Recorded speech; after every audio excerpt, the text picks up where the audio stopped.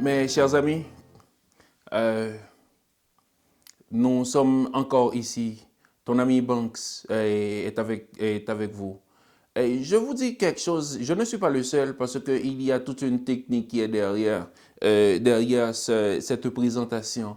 Et je tiens à les reconnaître parce que Adventist Media Ministry, c'est toute une équipe qui travaille ensemble. Je ne fais que être le porte-parole de ce message que nous avons maintenant, mais Dieu, lui, il connaît toutes les personnes qui sont derrière. À la création, l'homme devait passer le test de l'obéissance, car Dieu a créé la femme et l'homme pour sa gloire. Et je tiens à le souligner, Dieu a créé la femme et l'homme pour sa gloire. Mais comme il a échoué, l'homme, Dieu a payé le rachat de sa vie par le sang. Jésus a donné sa vie à cause de nos péchés. Il a pris la mort pour nous donner la vie spirituelle sur terre et la vie éternelle. Nous ne sommes pas sur la terre comme sans aucune raison, vraiment.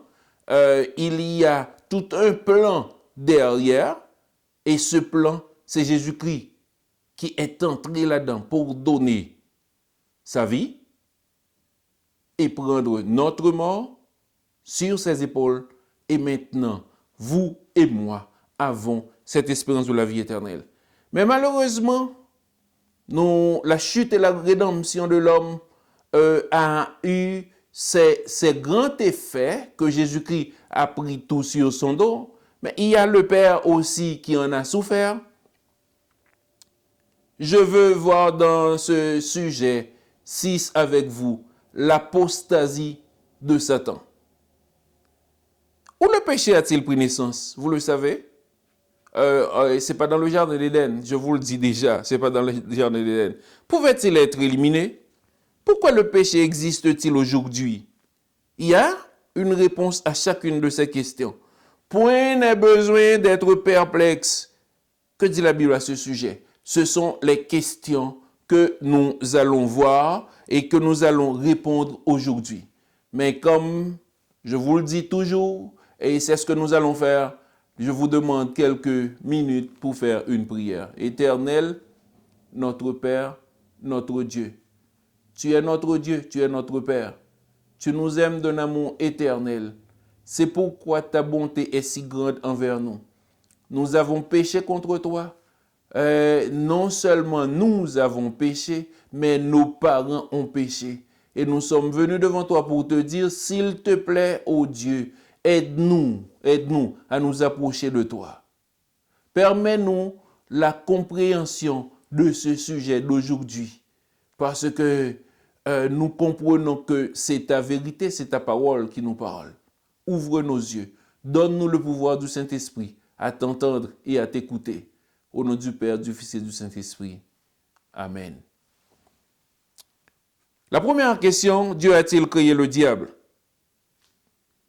Il n'y a aucun passage de l'Écriture depuis le jour où Satan était devenu Satan, qui peut mentionner que Dieu a créé un diable. Non, Dieu n'a pas créé aucun diable.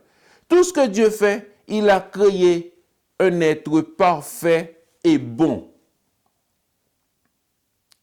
Mais savez-vous que si Dieu n'a pas créé un diable, qu'est-ce qu'il a créé? Qui Dieu créa-t-il? Et on trouve la réponse dans Ézéchiel chapitre 28, le verset 15. Ézéchiel chapitre 28, le verset 15, qui est dit, « Tu as été intègre dans tes voies, depuis le jour où tu fus créé, jusqu'à celui où l'iniquité a été trouvée chez toi. » C'est-à-dire, Lucifer, comme cet ange que l'Éternel a créé, était intègre dans toutes ses voies. Ce passage se réfère à lui. Il était le chef des anges dans le ciel. Mais dans ce chapitre d'Ézéchiel, chapitre 28, tout le chapitre 28, si vous allez trouver cette référence. Lucifer est représenté sous l'image du prince de Tyr. C'est une prophétie véritable du roi de Tyr. Mais une lecture attentive révèle qu'elle a une signification plus étendue, compte tenu de certaines allusions telles que tu étais en Éden, le jardin de Dieu, dans Genèse, dans Ézéchiel chapitre 28, le verset 13. Il le dit. Maintenant, on avance pour arriver à comprendre quelle était la position de Lucifer avant qu'il ait péché.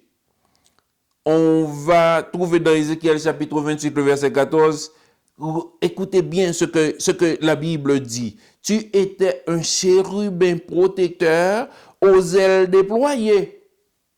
Non, un chérubin protecteur aux ailes déployées. Donc, un chérubin protecteur, c'est qui? C'est qui? Mais malheureusement, au verset 16, il est dit, à cause de sa position près du trône de Dieu, il semble qu'il avait été le chef des anges. Lucifer semble qu'il a été le chef des anges. Mais maintenant, non, je ne sais pas si vous voulez comme suivre le processus avec moi. Dans la 4e question, il est dit, comment Lucifer est-il devenu le diable que nous connaissons? Ézéchiel 28, verset 1er, la première partie dit, ton cœur s'est élevé à cause de ta beauté. Tu as corrompu ta sagesse par ton éclat. Waouh! Lucifer était tellement beau. Il a corrompu sa sagesse par son éclat. Il se voyait. Il est tombé dans le narcissisme. Il est devenu tellement narcissique, il pense qu'il peut maintenant changer le rôle. Isaïe chapitre 14, verset 12 à 14, il est dit, « Te voilà tombé du ciel, astre brillant, fils de l'aurore, tu es abattu à terre, toi le vainqueur des nations.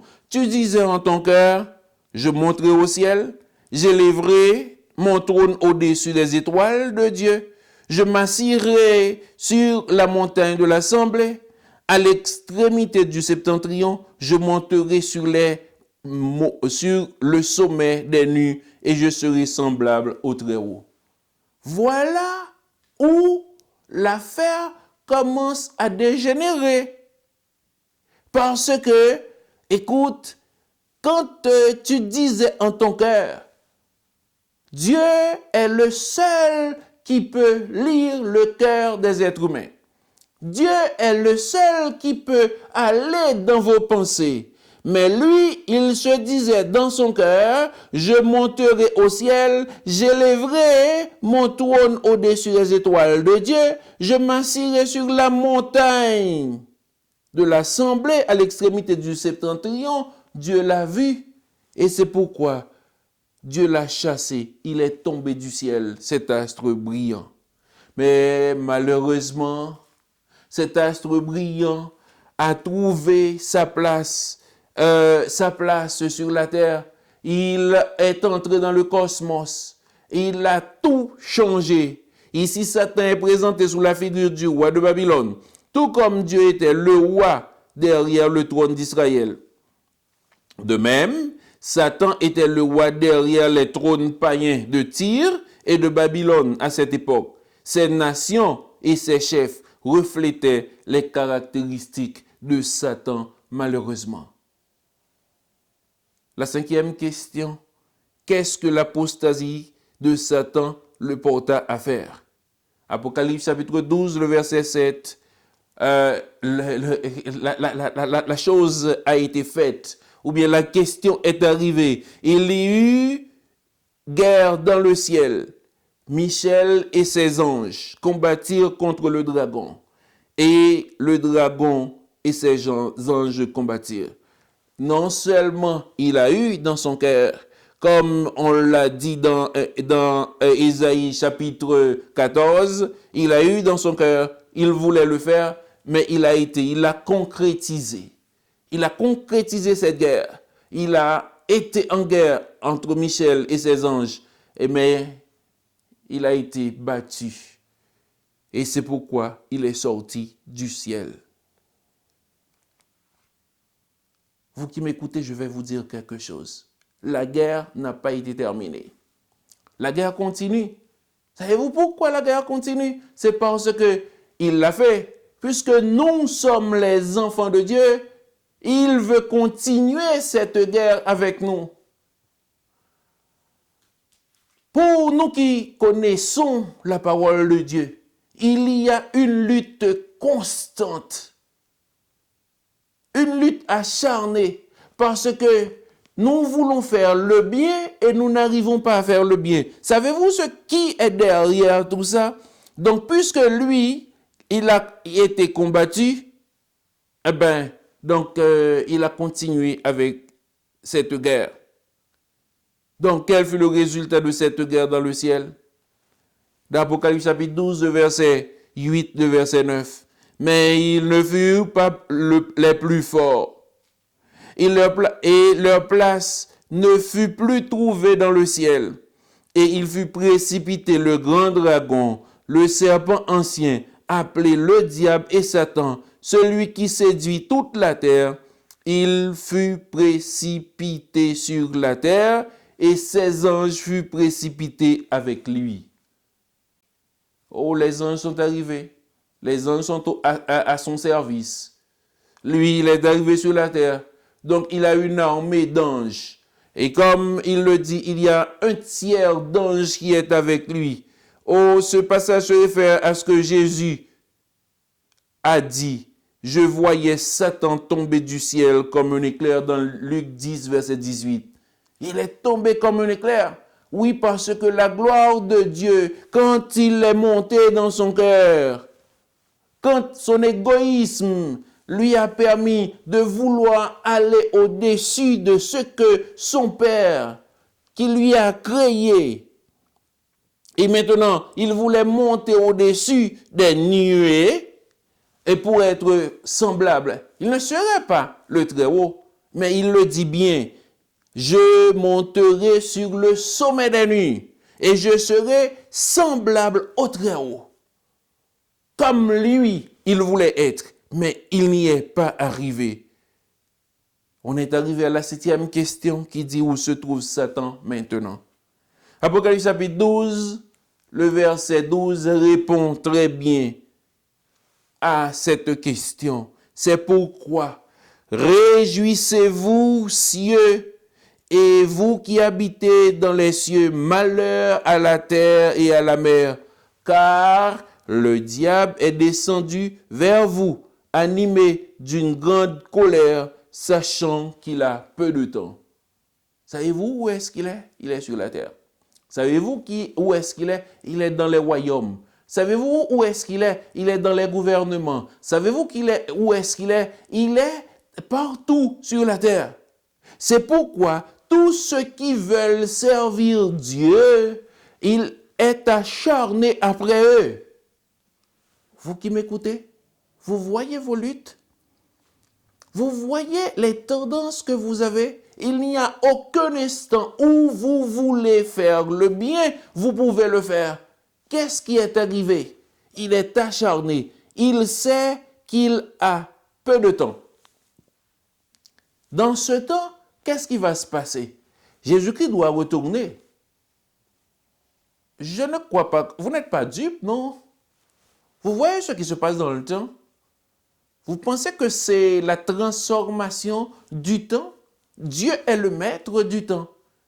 Mais je vous dis, ce sont les prophéties qui s'accomplissent parce qu'on est au dernier temps. Puisqu'on est au dernier temps, il sait lui aussi qu'il a peu de temps.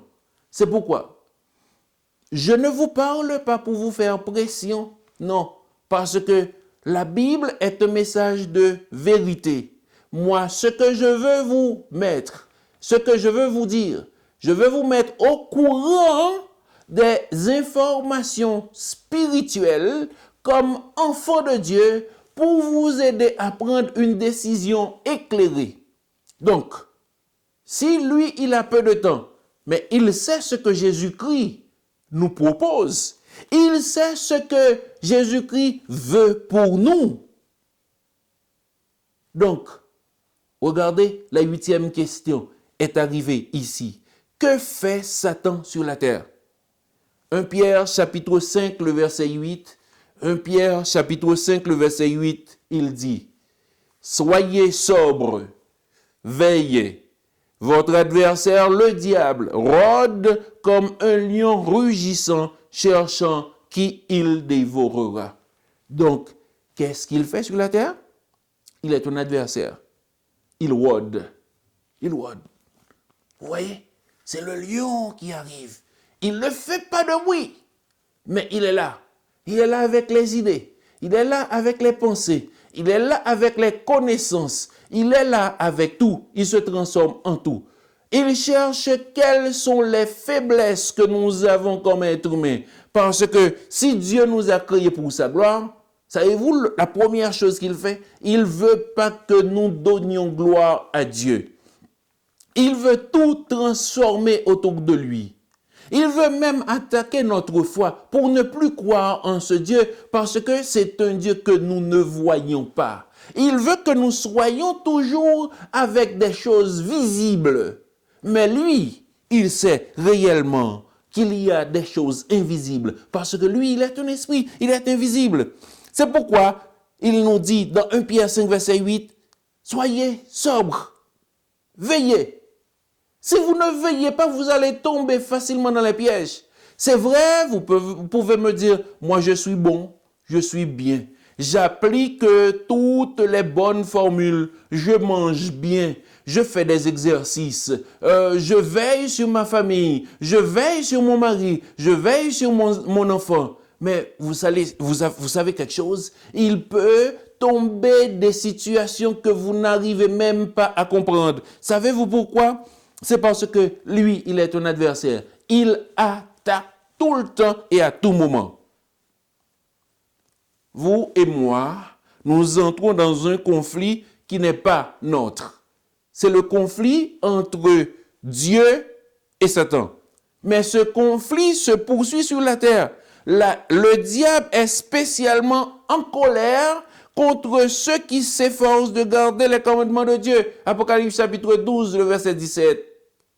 Si lui, il est en colère contre ceux qui gardent les commandements de Dieu, vous comprenez ce que ça veut dire? C'est-à-dire que nous qui sommes les enfants de Dieu, nous qui voulons appliquer le commandement de Dieu dans notre vie, vous allez voir ce qu'il dit. Et le dragon fut irrité contre la femme et s'en alla faire la guerre au reste de sa postérité, à ceux qui gardent les commandements de Dieu et qui ont le témoignage de Jésus-Christ. Donc, il ne va pas laisser tranquille, lui. Il sait, par exemple, s'il vous laisse tranquille, vous allez comprendre la parole de Dieu. Il sait, s'il vous laisse tranquille, vous allez vous consacrer à prier Dieu, à donner gloire à Dieu. Et Dieu, lui, il aime quand on lui donne gloire parce que c'est la raison pour laquelle il nous avait créés. La raison est bien claire, car ceux qui gardent les commandements de Dieu entreront dans le royaume de Dieu pour y vivre éternellement. Puisqu'il sait que nous entrerons dans le royaume de Dieu. Et cela, je le trouve dans Apocalypse chapitre 22, le verset 14, qui dit « Heureux ceux qui lavent leurs robes afin d'avoir droit à l'arbre de vie et d'entrer par les portes dans la ville. » Heureux, heureux. Savez-vous comment on lave le robe? C'est quand on accepte Jésus-Christ. Jésus-Christ nous lave dans son sang. Il enlève nos péchés. Et maintenant, il nous donne accès aux portes de la ville. Alléluia. Parce que c'est Jésus-Christ seulement qui peut le faire pour nous. Il n'y a personne d'autre qui pourra le faire parce que lui, il était Dieu. Il est venu sur terre pour prendre la forme d'un homme et connaître toutes les petites tendances des hommes. Comme Satan, lui, il est un menteur, il est un meurtrier. Et depuis le commencement, il a été, il l'est jusqu'à maintenant. Et on ne peut pas se tromper de ça. Je vais vous dire, je vais vous lire le texte dans Jean 8, Jean chapitre 8, le verset 44. Et c'est là que je vais vous lire le texte. Et vous allez voir textuellement ce que ça dit. Vous avez pour père le diable et vous voulez accomplir les désirs de votre père. Il a été meurtrier dès le commencement et il ne se tient pas dans la vérité parce qu'il n'y a pas de vérité en lui. Lorsqu'il profère le mensonge, il parle de son propre fond parce que son fond est mensonge car il est menteur et le père du mensonge. Nous, comme êtres humains, nous sommes tombés dans le même piège malheureusement aujourd'hui parce que nous croyons vraiment tout ce qui arrive, tout ce qui se fait. Et puis, si nous n'avons pas des yeux pour comprendre ce qui se fait, pour comprendre que c'est Jésus-Christ seul qui peut nous aider à y arriver, nous allons tomber. Il est imprudent de suivre ces suggestions. Par conséquent, prenons la détermination, vous et moi, prenons la détermination de suivre les injonctions de Christ. Parce que Jésus-Christ nous donne cette injonction. Si vous m'aimez, gardez mes commandements. Je vous dis, est-ce que vous pensez aimer Dieu? Est-ce que vous pensez croire que ce Dieu vous a dirigé? Il vous a sauvé? Il veut vous sauver sur cette terre d'abord. Ensuite, il veut aller avec vous dans la vie éternelle. Mais, comme il le dit, c'est une injonction de Jésus-Christ. Si vous l'aimez vraiment, gardez ses commandements.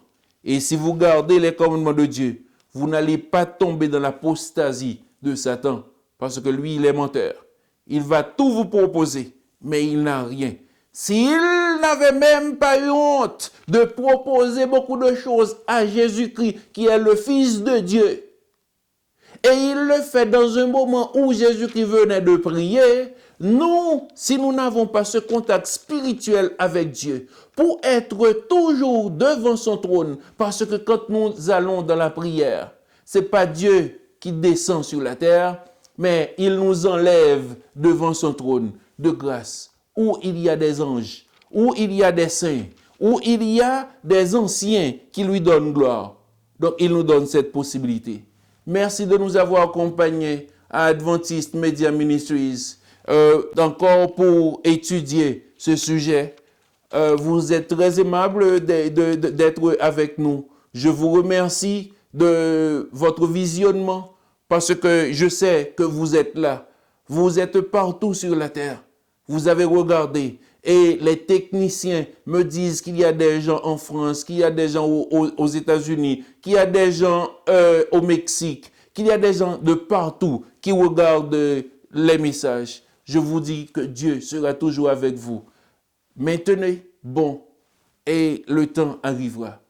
J'espère que vous allez être prochainement avec nous pour voir l'autre sujet, comment l'homme pécha-t-il. Donc, notre prochain sujet sera comment l'homme pécha-t-il. Que Dieu vous aide et que la bénédiction de Dieu soit avec vos familles et tous ceux qui sont autour de vous.